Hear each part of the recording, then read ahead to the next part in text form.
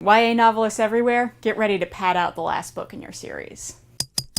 Lionsgate announced Friday morning that it would be splitting the last book of the Divergent trilogy into 2 movies. So get ready for Allegiant Parts 1 and 2 coming 2016 and 2017. Now this is a move that probably shocks no one, as the last book of a YA sci-fi fantasy adaptation has been getting the 2 movie treatments since Harry Potter started the trend back in 2010. Twilight quickly followed with Breaking Dawn Parts 1 and 2. The Hunger Games and Mockingjay are going to follow the same trend in the coming years. I hold this trend at least partially responsible for the 3 Hobbit movies we're getting, despite the fact that Peter Jackson managed to do the entire Lord of the Rings trilogy with 1 movie per book. Even though the Lord of the Rings trilogy actually is 6 books collected into 3 volumes. Now, I am more than sympathetic to the challenges of adapting a book to the screen, especially YA novels, which tend to be very heavy on the inner monologue, first-person sort of emotional drama. And honestly, this is as spoilery as I'm gonna get. Deathly Hallows,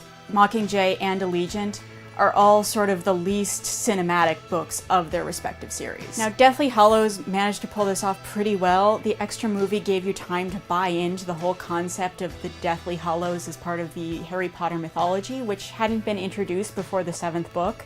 So I think movie-going audiences kind of appreciated the added epic feel. And when I heard that Mockingjay was going to be 2 movies, I was actually kind of excited about it. Not because I felt like there's so much that happened in the books that it needed 2 movies, but there was so much that could be covered in a movie that you didn't get to see in the book because you were tied to Katniss's first-person narrative. But with Divergent and Allegiant, man, this really just feels like a studio jumping on a bandwagon that just should be overturned at this point. Now, Shailene Woodley has come out and said that she's fine with it, given that it gives her another year to be a badass, and far be it from me to contradict Shailene Woodley on being a badass. But I am going to contradict Lionsgate co-chairs Ron Friedman and Patrick Wachsberger when they said in a statement, "Veronica Roth brings her captivating story to a masterful conclusion in Allegiant, a rich action-packed book with material that is ideally suited to 2 strong and fulfilling movies." Yeah, this isn't objectively true.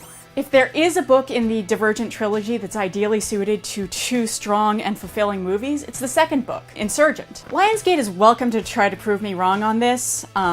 The 2-part conclusion thing has worked in the past. It's really brought an epic feel to what in a lot of cases is an internal struggle of a teenager coming to terms with their place in the world, which is a very YA thing. So it could work here, but I have this sneaking suspicion that it wasn't the artistic merits that greenlit the split sequel. So Lionsgate, this is my personal challenge to you to prove me wrong. Give Shailene Woodley an extra year to be a badass and make 2 kick-ass movies out of 1 book.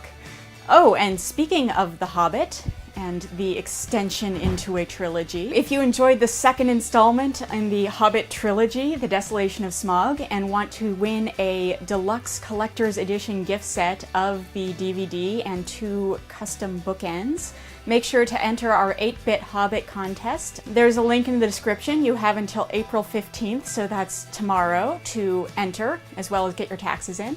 So get drawn. People are like, "I want my Tom Bombadil!" And I'm like, Tom Bombadil is not cinematic.